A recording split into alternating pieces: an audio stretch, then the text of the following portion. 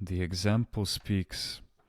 Geronda, should people living a spiritual life in the world let others know that they are fasting? When it is a matter of the prescribed times of fasting, such as Wednesdays, Fridays, and the other Lenten seasons, then we should, because it is a confession of faith. The other ascetic fasts, that is those which are undertaken for the love of Christ or for our prayer of petition to be heard, those should be practiced in secret.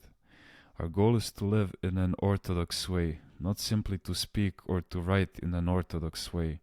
This is why you see a sermon does not inform, does not change the life of a person, no matter how good it is, unless the preacher is actually living the faith. Geronda, what happens if the one who hears or reads a sermon has a good and open disposition? Well, then he already has divine grace, and that's why he can benefit from such a sermon. One who does not have this good disposition, however, will take and examine what the preacher is saying, it will not receive any spiritual benefit from it.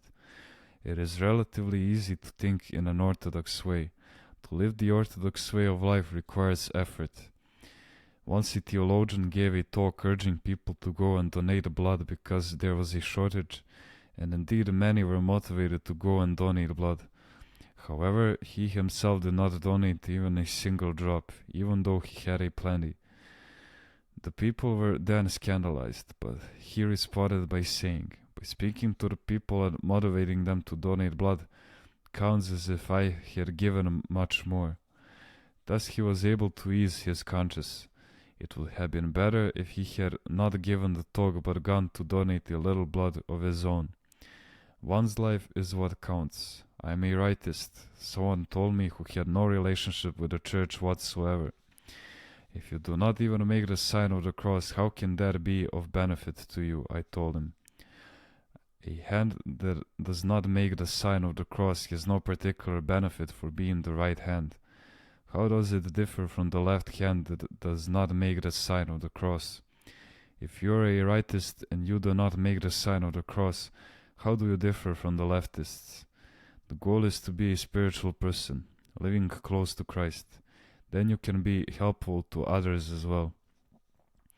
When a person lives aright, then his work will inform others. A certain Protestant lived in a city and was critical of everybody, the clergy, the bishops, everyone without exception. Not far from there, a certain monk lived in an ascetic life in a monastery. At one point, an atheist asked the Protestant, "All right, you criticize all the bishops and the clergy. What do you have to say about that monk?" "Him I accept," he said, "because he differs from the others. A faithful person who lives authentically will be of benefit to others, no matter where he may be." I remember a friend of mine who served as a policeman on the northern borders.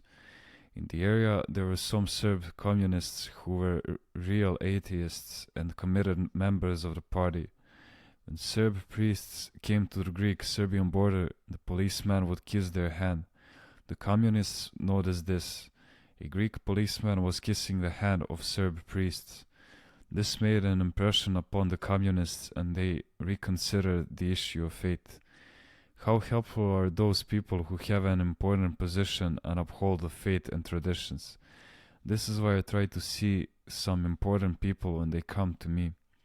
I want to help them because they in turn can help others with their good example. There is a field marshal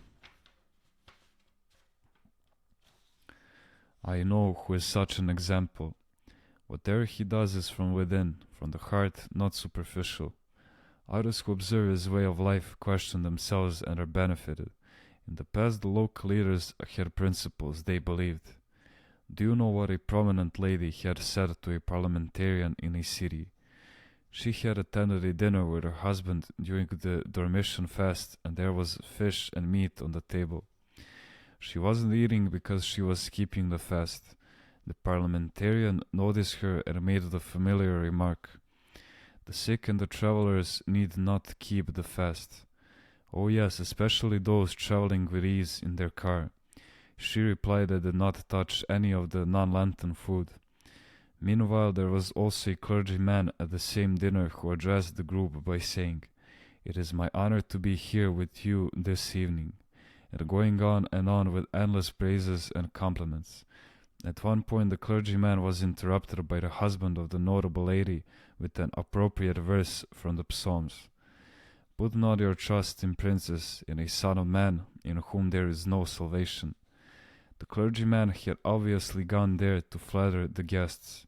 On another occasion, the same lady had said to a university professor of theology, "Please do not fuss too much over minor details and fail the priests in their examinations. Try to help them pass their examinations because there is such a great need for priests in the countryside." The point I want to make is that in the past, local officials and leading members of our society were interested in the church and served as an example for the people. What will have a positive impact on people today is our Christian example and our Christian life. Christians should be distinguished by spiritual heroism, nobility, sacrifice. This is why I tell lay people, love Christ, be humble, do your duty, and Christ himself will reveal your virtue to others. Virtue has a rule of its own by which it will reveal a person wherever he may be. Even if one should conceal himself or even pretend to be a fool for Christ's sake, virtue will definitely be revealed even at a later time, and the stored treasure revealed altogether at last will again help many souls, perhaps then even more.